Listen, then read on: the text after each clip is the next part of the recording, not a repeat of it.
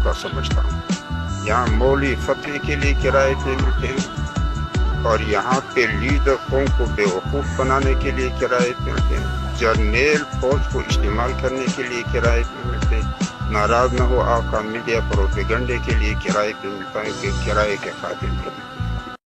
पाकिस्तान को बैनुल-अक़वामी चौक मजदूरों का समझता हूँ। यहाँ मौली फतवे के लिए तहरीक लब्बैक के खिलाफ जनरल बाजवा ने हमें बहुत उकसाया, हमें बहुत कहा, और ये सारे सहाफ़ी गवाही देंगे।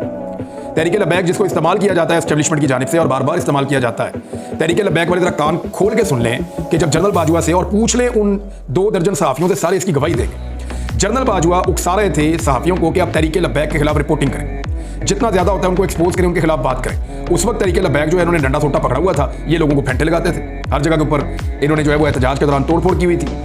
तो ये बात भी मैंने भी जनरल बाजवा साहब से कहा कि ये एक ऐसी चीज़ है, बाजवा साहब आप तो इसको झेल लेंगे, लेकिन जो आम लोग हैं पाकिस्तानी, उनके लिए मुश्किलात बढ़ जाएगी। मजहबी जुनूनियत मुल्क के अंदर नहीं होनी चाहिए और इसका नुकसान ये है कि शहरों को एकदम आग लग जाएगी और आप कंट्रोल नहीं कर पाएंगे। अच्छा, ये सिर्फ तहरीक लब्बैक के बारे में नहीं कह रहे थे, हम ओवरऑल बात कर रहे थे, लेकिन जनरल बाजवा स्पेसिफिकली तहरीक लब्बैक के बारे में बात कर रहे थे और वो चाह रहे थे कि सहाफ़ी तहरीक लब्बैक के खिलाफ रिपोर्टिंग करें। वो उसको डिस्कस करवाना चाह रहे थे ताकि ये जो हवा है ये और ज़्यादा बड़ा हो जाए और इसका इस्तेमाल जो है ऐसा लगता है कि शायद वो चाह रहे हो कि ज़्यादा करामत इस्तेमाल हो जाए।